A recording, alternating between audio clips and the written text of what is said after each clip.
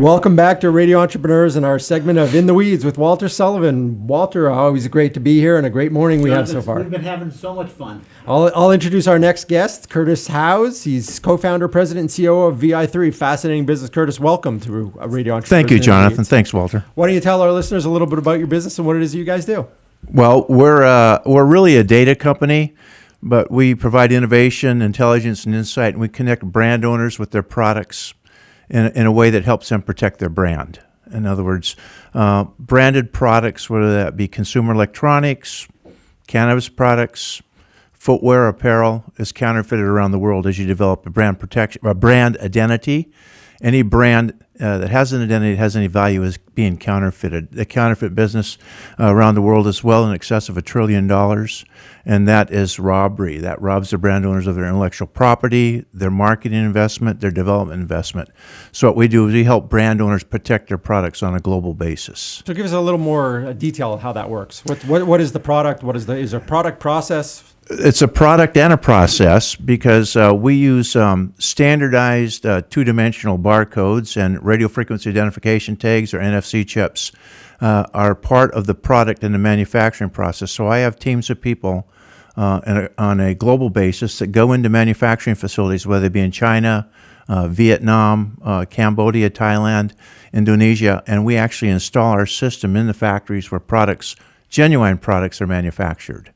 And then we give them a global unique identity such that a consumer or a brand owner can identify that product anywhere in the world using a smartphone. And we also will be able to authenticate the product. And so we control the numbering and we control the scanning. We collect over 3 million scans a day throughout the world, including consumer scans and product scans by brand protection people, as well as in the factories ourselves. So we know when a purchase order begins manufacturing, we know when a purchase order completes manufacturing, we know when that product ships, whether it ships to a retail location or to a distribution center. And we're able to track it and trace it and authenticate it, on a global basis.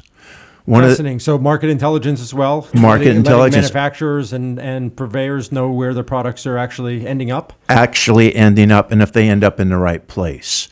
Now, particularly in the cannabis market, as the market develops, certainly right now, it's not necessarily a big problem given the inability to trade across states, interstate commerce. But as you know, Oregon is in the process of changing the laws for their own state, so they'll be able to conduct interstate commerce in the cannabis market. As that further develops and as it goes national, which we all anticipate it will, there's going to be a need to protect your products from the bad guys. As the bad guys continue to see their market position slip in the cannabis marketplace and the commercialization continues, they're going to be wanting to regain part of their market that they've lost. So they'll go after products that are selling well and steal the brand. Take some of their own product, which may be substandard, relabel it as the actual product of a well-known brand that's been developed across the nation, counterfeit it, and introduce it into the marketplace, whether it be in legitimate channels or illegitimate channels. And we hope to be the company that helps stop those people. This is a real thing. This is real. This happens in every industry. Yes, it does. If you have any value in your brand, it's getting counterfeited. Now, Jonathan, as you know, working with clients and helping them with branding, marketing, developing their business, everyone talks about branding. But do they really understand it, and do they understand brand protection? Curtis, why don't you explain why there is a need for this in the cannabis business and the importance of it? The importance is that you may come to a point in the market where you have to prove that a particular product is yours. I mean, you may want to limit your own product liability because you don't know what the bad guys are putting into their product when they counterfeit your label. And whatever they're going to be selling under the counterfeit label of your trademark could be, laced with different types of dangerous drugs instead of just the cannabis. Right, and because it's such a highly controlled, highly regulated highly industry, controlled, anything coming in from abroad potentially is not, or even domestically produced. Absolutely. The other thing is current systems in the marketplace that they use for tracking and tracing, whether it be the plant itself or the packaged product, there's no benefit to the brand owner. I mean, it's just particularly known as a way to make sure you pay your proper taxes. Yes, those types of programs are not intended to protect the brand owner. They're intended to protect the state or the tax collection. Yes. What we're talking about is protecting the brand owner who makes a big investment in their brand. I mean, right now, a lot of the growers are only concentrating on getting their fields up and running, right? Getting their grow operations functional, finding a way to package their products. By the way, packaging is going to change too. It's already starting to morph into automated types of packaging. Commercially yes, viable, yes. high production. Instead of having a cutting room, Right. You're going to have a machinery room that's going to be doing your cutting and packaging. No longer the Ziploc baggies. No longer the Ziploc baggies that you got around your university. Yeah. No, you do this in other industries as well, and part of what, as a result of what you do, not only can you help your clients keep from counterfeit, but you can also locate potentially where that's occurring. Oh, that's correct. Here, one of the things that we're very careful about, though, is personal identifying information. So, we don't ever ask for personal identification information from somebody that's scanning a product, but the way we label, the way we mark and tag products, the consumer can scan them with their smartphone. And we can direct that communications link to the brand owner. So now what we have is we have a way for the brand owner to connect directly to their marketplace, to their consumer of their products. None of the other systems in the market today that are currently being used for tracking and tracing can do that. Does that also allow a consumer to authenticate a brand? Or is that a step down the road? In other that's a words, step down the road. What we like to do is we're not going to tell the consumer, the brand owner's not going to tell the consumer, hey, you got a genuine product in your hand, because that will create a position of uncertainty and doubt. But what we do in the background is when a product would be scanned with a unique identifier with a smartphone by a consumer, not only do we put in place the communications link from the brand owner to the consumer, in the background, we're checking the authenticity of that particular unique identifier and if it's in the correct spot. Okay. So in other words, we'll know where it was supposed to be shipped to, we'll know what lot it was tied to, we know when it was manufactured and packaged, and we'll be able to tell you, hey, that scan was intended for a product, let's say in New York City, but that scan just took place in Singapore. I mean, and so that $50 Rolex on the sidewalk on Fifth Avenue is not authentic? Probably not. Well, and that's very interesting. Am I making sense? Yeah, absolutely. Right. This isn't just about brand protection from counterfeiting. It's also about, a distributor purchases the product in Massachusetts, but then is distributing in New York. Correct. And So it's about diversion, it's about brand protection, it's about diversion, it's about consumer interfacing. It's also a way to limit product liability. I mean, we haven't encountered a lot of this, but when we talk about brands spending a lot of money and establishing their name on a national and an international basis, there's a great incentive to want to be able to protect your brand and protect yourself from any type of liability where, for instance, a consumer gets hurt with a counterfeit product and they said, hey, this came from company ABC. ABC says, oh no, that was not mine. No, it's interesting. In Massachusetts, although we're not interstate yet. Not yet. Interstate, a marijuana retail establishment can also sell to another marijuana retail establishment. So if you're a product manufacturer or a cultivator, you might have a retailer buying an excess amount and then redistributing to reduce costs. That hurts your business because now all of a sudden you're not getting that profit. Correct. You may get part of your margin, but you're not getting your profit. Yeah. The other thing that we're able to do with our system, and that we've got, is that Jonathan and Walter, is that when we connect the brand owner to the consumer, we'll be able to know what that product is. We'll know when it was manufactured. We'll know what we're shipped to, but we can also, therefore, allow the brand owner now to communicate with the consumer and talk, if I could use that word, about the product. I mean, right now, I've not been into a lot of retail establishments, but I've been to Nevada, Washington State, I've been here. And one of the things I noted is, you've got bud tenders, right? And they tell you about something.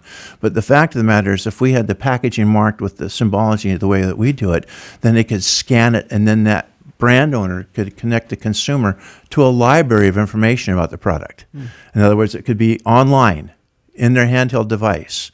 When you're buying this particular gummy, a gummy bear, you can find out about it rather than have to just get a verbal download from the bud tender or some other placard that may be there or may not be there.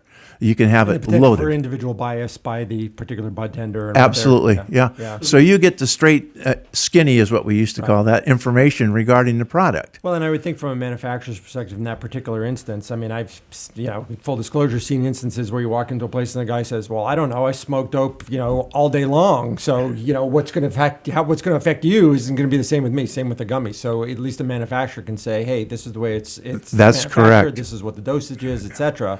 And you're not relying on some guy that uses the product all day long. That's actually really an extra level of public health and public Right. safety. Yeah, So fascinating. What's the incentive for a consumer to scan? The incentive for the consumer to scan is, by the way, a lot of people have scanned products anyhow.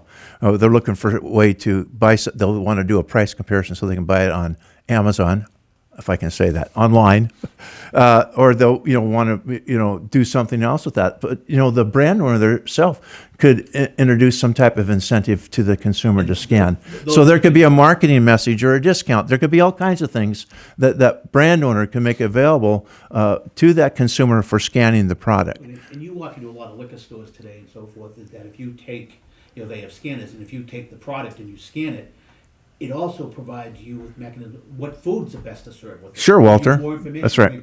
And that gets more loyal to your product. Absolutely. So you get consumer loyalty. That's right. So we introduce innovation into the sales channel and into the brand owner's environment, as well as the insight into their consumer, and also intelligence on the data. In other words, you can collect the information. Where was the scan taking place at? Where are your products ending up at? So there's a lot that our system brings to the table. I mean, we're doing this already. Like I say, we 3 million scans a day.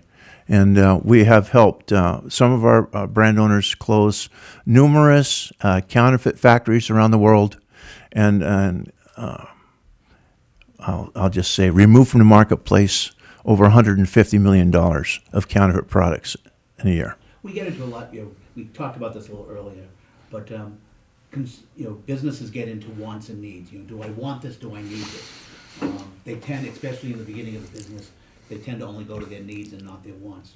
How do you explain this as, is it a want or a need, and the reason why it is a need? Oh, I'm glad, Walter, you asked me that question. Thank you. You're a straight man, right? So, well, first of all, if I'm a grower right now, like I said, I'm only worried about growing my product and getting it to the market.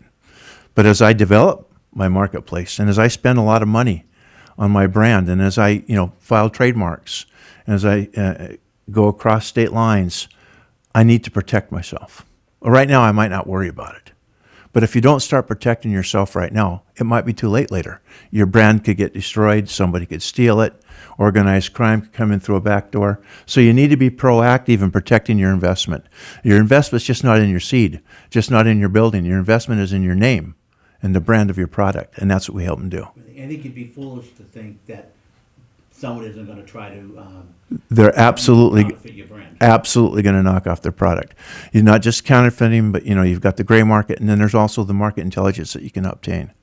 So it's a multifaceted, multivariable type of solution to a lot of different problems. That's what I was going to say. You're really offering a broad spectrum of service within a product offering. Absolutely. That has a lot of applicability. to any Marketing, consumer connection, brand protection, diversion control. I mean, you name it. There's a lot of things. That's why sometimes you have a difficulty selling a solution like this, because you have to be able to deal with people at a very senior level in an organization. The C-suite executives need to understand what the problems are they're currently facing and what the problems they may face next week, next month, next year. Absolutely. I mean, you've been doing this industry doing this type of work for a long time. I've been doing work for a long, long time, Walter. Can you give an example of, I'm not going to touch that one. Can you give an example of a brand that did not follow this type of suggestion? I would rather not mention any of the brands on if that's okay. Let's give an example of the loss. I mean, I think, you pointed out $150 million of counterfeit, that just in a magnitude. If you think about it, if one manufacturer turning out $10 million of knockoff product, how that impacts a brand owner. Absolutely. You can let your imagination run wild. That's just the financial impact. That's not the impact that you would face upon people who buy counterfeit products and think they're buying the real thing. The consumer has an expectation wherever they buy their product that it's going to be real.